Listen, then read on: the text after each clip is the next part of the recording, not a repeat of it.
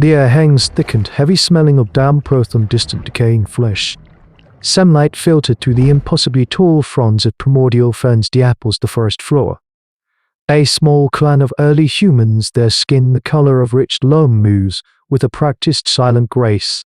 These are not the giants of legend, but smaller, tougher beings, their shoulders broad, their eyes sharp, always scanning. They are masters of their immediate world, their osteodontocratic technology tools fashioned from bone, tooth and horn, an extension of their will.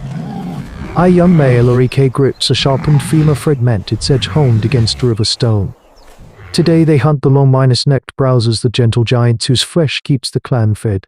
They are confident, for they are the apex of this particular smaller food chain. They have learned to work as one to drive their prey into prepared ambushes, a strategy honed over generations, a testament to their growing intelligence. Life, though harsh, has found a rhythm. Then the rhythm shatters. A low rumble begins not from the earth but from deeper, a sound that vibrates through bone. The clan freezes, instinct screaming. Orike, flattened against the bark of a colossal cycad, peers through a gap in the foliage. What he sees will forever scar his nascent understanding of the world. A herd of triceratops, lumbering tanks of muscle and horn, their mighty keratin no US beak staring at undergrowth, are suddenly in motion, a stampede of fear. And behind a living mountain, a Tyrannosaurus Rex. Its hide is the color of old blood and shadow, rippling with sinew, each step a tremor. It moves with an impossible speed for its mass. Orike watches horrified as it lunges. One of the triceratops, a massive bull with a shield of bone like a war drum, turns to face the threat, its three horns aimed like lances. But the T-Rex does not hesitate. It ducks the charge, a blur of primordial power, then its massive jaws, lined with teeth like serrated daggers, close around the triceratops' neck. There is a sickening crunch, a final despairing bellow that echoes through the ancient trees, then silence. The triceratops struggles for only a moment, its legs thrashing before going limp. The T-Rex, with a casual shake of its head, tosses the immense body, then begins to tear at the flesh, a sound like logs snapping. This creature, as single entity, has effortlessly obliterated what the clan considered an unassailable force of nature. Their entire understanding of dominance of power, of their place in the hierarchy, evaporates in the hot, humid air. This is not just a predator, it is a god that bleeds, and it makes their most fearsome hunts seem like child's play. Orike feels a cold, empty terror, a profound evaluation of all things. The clan retreats not with the hurried panic of spooked deer, but with the deep soul shaking dread of beings who have just witnessed a god walk the earth. The image of the T-Rex, its jaws effortlessly splintering the horn and bone of a triceratops, is seared behind their eyes. Back in the relative safety of their cave system, a new quiet descends, heavier than any silence they have known. The days that follow bleed into a week of growing desperation. The forest, once a larder of predictable bounty, is now a silent, empty cathedral of fear. The scent of the great carnivore hangs in the air, a permanent miasma that has driven every lesser creature into hiding or to flee entirely. Hunting parties, their old survival skills suddenly obsolete, return with nothing but the haunted look of men who have skirted the edge of a tyrant's territory. The children's cries are weaker now, the clan's ribs more pronounced. The brutal calculus of prehistoric life is simple: without food the clan dies. This is a new terrifying chapter in their hominid history. One evening, as the fire throws flickering shadows against the cave walls, the elders gather. Kale, the clan's leader, his face a mask of deeply etched worry, holds a fire miner's hardened spear, but it feels like a child's toy.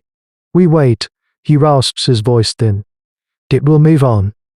But Orike, his eyes still holding the reflection of the kill, shakes his head. It is not hunting. He says the words coming slowly, a new kind of thought forming. It is raining. This is its land now. The elders murmur. To challenge such a creature is madness, but to starve is a certainty. A scout, a weary woman named Lyra, speaks up. She followed the river, risking everything. She saw the beast drink, its colossal head lowered, its massive body bent awkwardly. She describes the soft, pale underbelly, the skin stretched thin over the network of rib minus like bones, the gastrolia. It's a weakness, but an unreachable one. Yet the image sparks something in Orike's mind. Not a target for a kill, but a point of leverage. He stands using a charred stick to draw in the dirt. He doesn't draw a hunting party surrounding prey. He draws the geography of their world, the river, their cave, and the series of steep, narrow gorges to the west. He draws the monster. Then he draws fire. We cannot kill it. He explains, his voice gaining a strange, feverish confidence. But maybe we can move it. The clan stares at the crude map. The idea is insane. An act of such hubris it borders on sacrilege. This small band of Homo Erectus would dare to hurt a god. They would try to reshape their world to dictate where the shadows fall. It is a plan born from the precipice of extinction, a desperate gamble that will require every ounce of their collective intelligence, courage, and willingness to sacrifice. For many, the fear is paralyzing. But as another child begins to weep from hunger, a grim resolve hardens their faces. The choice is made. They will not die cowering in the dark. They will face the shadow. The operation begins not with a roar, but with a whisper of movement in the pre-dawn gloom. Every member of the clan has a role, a piece of the desperate, intricate puzzle drawn in the dirt. This is the pinnacle of their primitive technology, not just the fire miners' hardened spears and sharpened stones, but the plan itself, a weapon forged in the mine. Arikai and Lyra, their bodies smeared with mud to mask their scent, move like ghosts towards the edge of the T-Rex's new hunting ground. They drag a heavy prize behind them, the carcass of a large herbivore painstakingly hunted and killed far from the clan's cave. They leave it in a clearing, a deliberate offering. Then they wait, their hearts beating a frantic rhythm against their ribs. The sun climbs and the great shadow emerges. The Tyrannosaurus Rex, drawn by the scent of blood, approaches the kill. For a moment it is almost peaceful, a force of nature engaged in the simple act of feeding. This is the signal. From the ridges overlooking the clearing, Kel gives a sharp bird-like call. Arikai and Lyra burst from the undergrowth, brandishing flaming torches.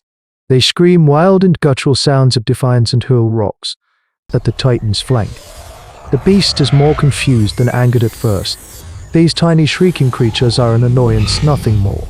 But the fire is alien. It dances and spits a living thing it does not understand. It roars a sound that flattens the foliage and lunges. The chase begins. Arikai and Lyra sprint not away but along a carefully chosen path. They are the lure, the bait in a trap set for a god. The ground shakes with each footfall of the pursuing monster. They can feel its hot, foul breath on their necks, hear the whoosh of its massive legs. They run towards the mouth of the gorge, the narrow passage that is their only hope. As they plunge into the ravine, the second phase ignites.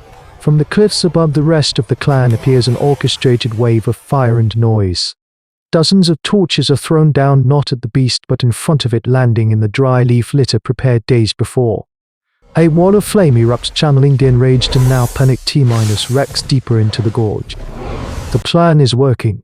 But victory in this prehistoric world is never clean.